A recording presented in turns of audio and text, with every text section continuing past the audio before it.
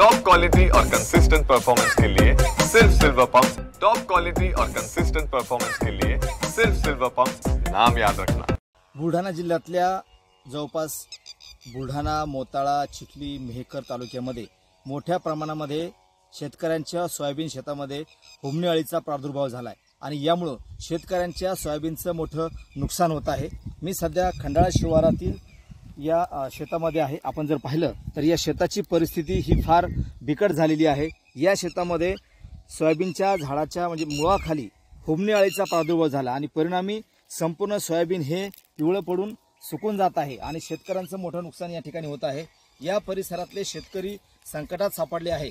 होमणी अळी जी आहे ही संपूर्ण शेत खाऊन टाकते, परिणामी शेताचं मोठं नुकसान होते। मात्र यावरती कोणताही उपाय अद्यापही कृषी विभागाने या ठिकाणी शेतकऱ्यांना सांगितलेलं नाही। आपल्यासोबत काही शेतकरी आहेत ज्यांच्या शेतामध्ये होमणी अळी आढळली आणि शेताचं नुकसान होते।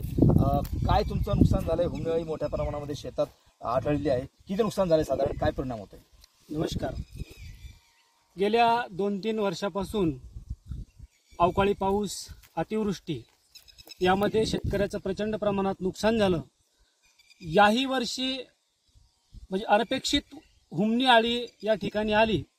सदर प्रकार हा आम्ही काल परवा तालुका कृषी अधिकाऱ्याच्या कानावर टाकला असता त्यांनी होमणी अळी किंवा कीड व्यवस्थापन हे नैसर्गिक आपत्तीत बसत नाही, त्याच्यामुळे आम्ही तुम्हाला कोणत्याही प्रकारची आर्थिक किंवा तात्पुरती मदत आपण या ठिकाणी देऊ शकत नाही असं त्यांनी या ठिकाणी आम्हाला सांगितलं।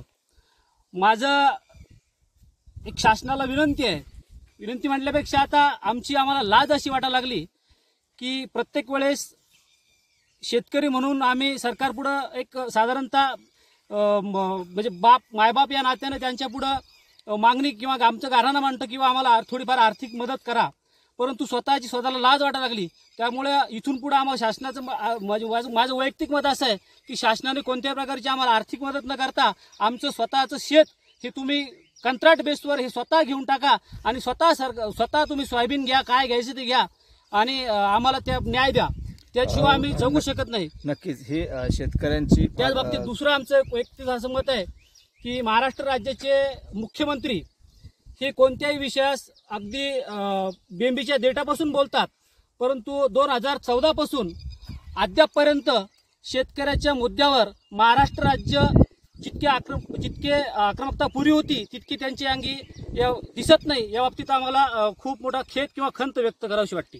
नक्कीच ह्या शेतकऱ्यांच्या प्रतिक्रिया आहेत। तुमचं किती नुकसान झालं साधारण? तुमच्या शेतामध्ये सुद्धा होमणी अळी आढळली, साधारण किती नुकसान झालं? 4-5 लाखाचं नुकसान झालं आमचं। 4 एकर शेत आहे, त्यात आम्ही बँकेचं कर्ज काढून आम्ही बी भरण केलं, काही खत बियाणं आणलं। आता म्हणजे पूर्ण नुकसान झालेलं आहे। तर आमच्या सरकारला एकच हे विनंती की बा आम्हाला काही ना काही नुकसान भरपाई आम्ही ते द्यावं। बरं, आता हे होमणी अळीनं संपूर्ण शेत तर गेलं, आता दुबार पेरणी करता येऊ शकते का? काही होईल का त्याचं? नाही साहेब, लोक आले, कृषी अधिकारी आले, ते म्हणे ही अळी जोवर मरत नाही तोवर तुम्ही दुसरं पीक काही पेरू शकत नाही आणि 12 महिने आता शेत अंगावर पडणार आहे।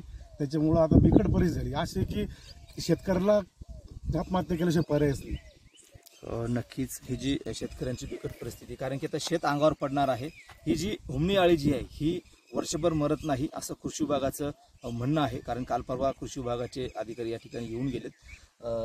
या परिसरामधले किती शेतकऱ्यांच्या शेतामध्ये असेल, जसं की आता चिखलीमध्ये आहे, बुलढाणामध्ये आहे, मेकर, तुमच्या परिसरामध्ये किती शेतकऱ्यांचं नुकसान झालं साधारण? आमच्या खंडाळा शिवारामध्ये कमीत कमी 100 ते 150 एकराचं नुकसान झालं आहे। कोणाचं अर्धा, कोणाचं 2, कोणाचं 3 असं झालेलं आहे। तसं वास्तविक पाहता तर खर्च तर गेला। आता 1,500 रुपये एकर नागाटी, 7 दुनी 1400, 2 वाखरपाळी, 1700 रुपये खताचं बियाणं, 3000 रुपये सोयाबीन आणि मी स्वतः माझं 2 एकर डबल पेरणी केलेली आहे। याचा खर्च पहा किती होत होतं। आणि या अळीनं आता हे शेत बघितलं तुम्ही, काय जे अवस्था आहेत, याच्यावर काही ना काही निर्णय करा। आणि दुसरी गोष्ट एक आहे सांगायचं मीडियाला की आम्हाला रोह्याचा इथला त्रास आहे की 100, 150 आता सध्या रोहित येत, सध्या पाहून घ्या, इथं सध्या दाब लागला तर पाहून घ्या, एवढी शेतकऱ्याची अवस्था आहे। काय वाटतं आता ज्याप्रमाणे नुकसान भरपाई होतं म्हणजे नैसर्गिक आपत्तीमध्ये, हे नैसर्गिक आपत्तीमध्ये बसत नाही, काय मागणी असणार शासनाकडे? आमची अशीच मागणी आहे की शासनानं ही नैसर्गिक आपत्तीत बसवावे ही अशी विनंती आहे सरकारला।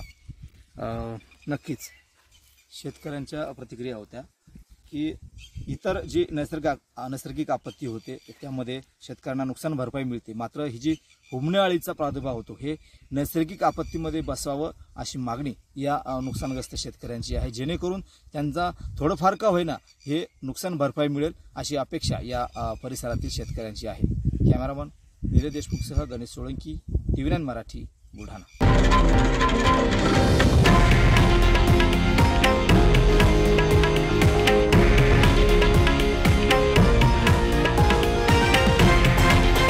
हे आहे देशातील नंबर 1 न्यूज नेटवर्क आणि आपण पाहत आहात TV9 मराठी, एकमेव.